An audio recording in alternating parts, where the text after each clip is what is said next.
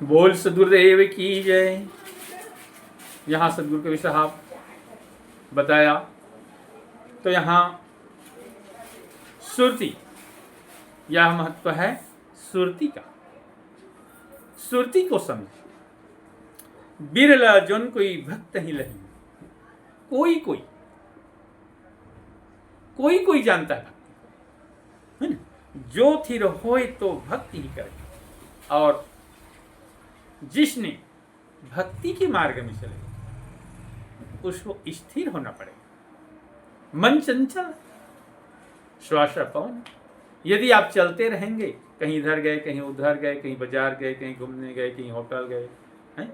यदि हम हमेशा घूमते हैं तो हमारा तन भी स्थिर नहीं होगा, मन भी स्थिर नहीं होगा, और सुरती भी स्थिर नहीं होगा। तो हमें स्थिर होना पड़ेगा भक्ति के लिए, और जो स्थिर होए तो भक्त ही करेंगे। और जिसने अपने मन के अंदर शांति करेगा, स्थिर करेगा, उसी से भक्ति होगा। और आप वही पुरुष और सब नारी। यहाँ सदगुरु कबीर साहब कहते हैं, जिसने जाना इसमें जो बसा वही सत्पुरुष है, इसके अंदर जो फंसा है वही सत्पुरुष है, और बाकी सब नारी है। बाकी यह शरीर नारी है, इसमें जो बसा है वही पुरुष है, बाकी यह शरीर नारी। सेवक भय सकल देहधारी। और जितने हम लोग देह धर के आए हैं, चाहे मानुष तन हो, पशु पक्षी हो, लेकिन भक्ति केवल मानुष तन से ही होता है। सेवक भय सकल देहधारी, जिसके पास जितना देहधारी है वो सब सत्पुरुष के सेवक हैं। और इस शरीर में जो बसा है, जो बोल रहा है, वही सत्पुरुष है, और बाकी यह शरीर नारी। अचल अमान जो अकह कहावत। अचल, जिसने कभी आता नहीं, न कहीं जाता नहीं, और न वह कभी तन धर के प्रकट होता भी, ये अविनाशी पुरुष है। और अकह, उस कहने में भी नहीं आता, है ना? ताकि मगत बिरला जन पावा। और उसके मत, उसके शब्द, उसके परख कोई बिरला जानता है। आदि पुरुष को बिरला पावा, अब ब्रह्मा विष्णु पार न पाओ। यहाँ आदि पुरुष को, जो इस शरीर में बसा है, आदि पुरुष नाम सत्पुरुष, उसको कोई बिरला पार पाता है। उसी सत्पुरुष को खोजने गया ब्रह्मा विष्णु शिव, उन लोग भी पार नहीं पाए। अमृत वरण ये मूरत, ताही कहो गुण पे, और गुरु की दाया सो लखे सूरत निरति कर दे। अमृत वरण ये मूरत, वो उसका जो अनुभव है वही अमृत रूपी है। ताही कहो गुड़ पे, जैसे गुड़ की स्वाद खाने से मुंह मीठा होता है, उसी प्रकार उसको अनुभव करने से इस शरीर में आनंद की उत्पत्ति होती है। गुरु की दाया सो लखे सुरत निरत कर दे।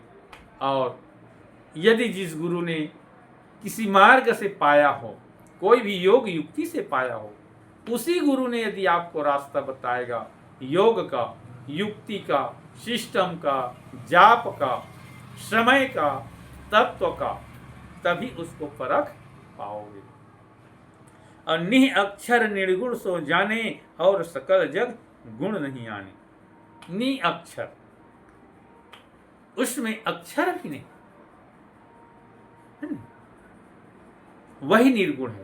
यहाँ बोली भाषा में नहीं आता, देखने में नहीं आता, उसको अनुभव करने से आता है। और सकल जग गुण नाही, तीनों गुण लय सरगुण बोले, निर्गुण तन के माही डोले। और जैसे तीनों गुण लय सरगुण बोले, ये तमोगुण, रजोगुण, सतोगुण जो है वो भी इस शरीर में है, इस शरीर से बाहर है ऐसा नहीं, उसका भी शरीर में योगदान है, वो भी यहाँ बसा है। निर्गुण तन के माही बोले, निर्गुण भी इसी शरीर के अंदर है, वो भी बोलता है। आदि नाम सो जब जग बांधा, आदि नाम जाने सो साधा। और जिसने आदि नाम सो सब जग बांधा, बाधा बांधा। जिसने आदि नाम को जान लिया है ना, और आदि नाम पूरे इस संसार को बांधा, सब में समाया है। आदि नाम जाने सो साधा। और जिसने साधन करे, इस शरीर को साधे, उसने आदि नाम को जान पाएगा। आदि नाम तह अक्षर धारा, ताहि नाम लय सब विस्तार। आदि नाम को जानने के लिए, यहां जो बसा है उसको पाने के लिए अक्षर है, गुरु मंत्र अक्षर में, और जाप करने के लिए निअक्षर है। और ताहि नाम लय सब विस्तार।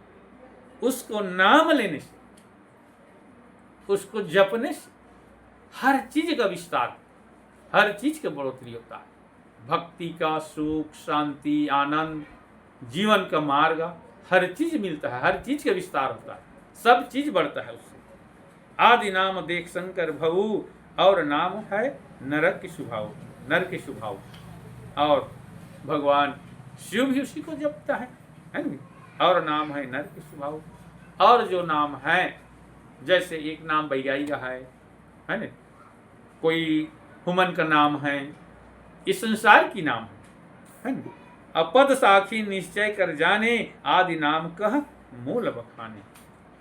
जितने पद है ना, पद साखी निश्चय कर जाने।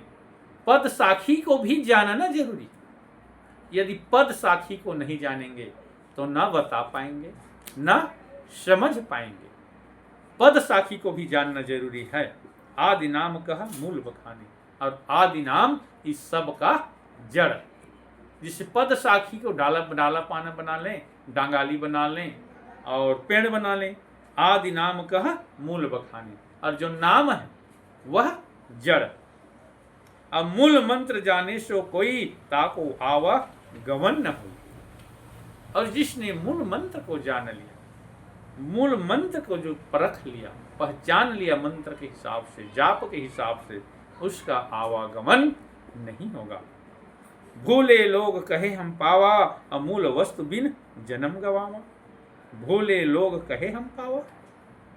और जब हम लोग यहाँ पैदा हुए तो माँ के गर्भ में वादा जरूर कबूलें कि साहेब अवश्य आपको नाम लूंगा, भूलूंगा नहीं। लेकिन यहाँ आने के बाद भूल गए, सब लोग भूल गए हैं। और हम लोग कहते हैं पा गए। जब तक सद्गुरु नहीं होगा तब तक नहीं पा पाएंगे। और पाने से आनंद महसूस होगा। और इस बुक में पढ़ कर मिलाओ कि वास्तविक में हमको मिला है कि नहीं। अमूल वस्तु बिन जन्म गंवावे। जब तक मूल वस्तु को नहीं जानेंगे तब तक हमारा जन्म व्यर्थ बीतता जाएगा। प्रेम अभागी मूल नहीं जाने, डार पत्र में पुरुष बखाने। और जब तक हमने प्रेम नहीं लगाएंगे, हम कहीं भी परमात्मा के प्रति प्रेम नहीं लगाएंगे तो हम अभागे हैं? अब मूल कहाँ जानेंगे भाई? जब हम प्रेम ही नहीं लगाएंगे तो मूल को कहाँ जान पाएंगे? और डार पत्र में पुरुष बखाने। और इधर उधर साखी चौपाई में हम लोग कहते हैं यही सत्पुरुष है, यही सत्पुरुष है, यही सत्पुरुष है।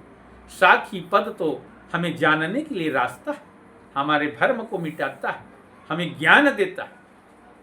साखी पद को पढ़ना जरूरी है। जब तक यदि साखी पद नहीं बोलेंगे तब तक हम जान नहीं पाएंगे, पकड़ नहीं पाएंगे।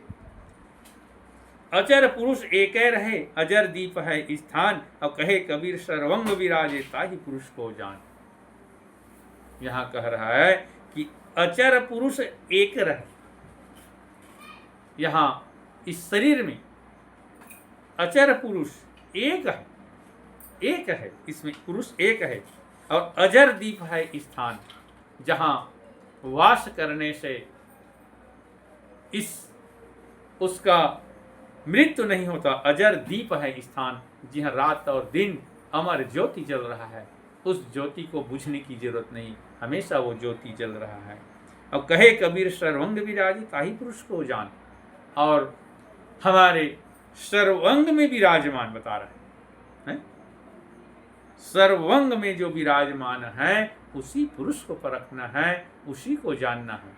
और देखो समय में यदि बीपी बढ़ता है तो लोकवा पेशेंट होते हैं तो ना जाने कहीं ना कहीं शून्य हो जाता है। अब पता नहीं वहाँ भी तो परमात्मा रहता है कि नहीं रहता है, शून्य हो जाता है। लेकिन यहाँ हमारे शरीर में बता रहे हैं कि सर्व अंग सत्पुरुष है, और उसको जाने भक्ति भाव के माध्यम से, सद्गुरु के माध्यम से। बोल सद्गुरुदेव की जय।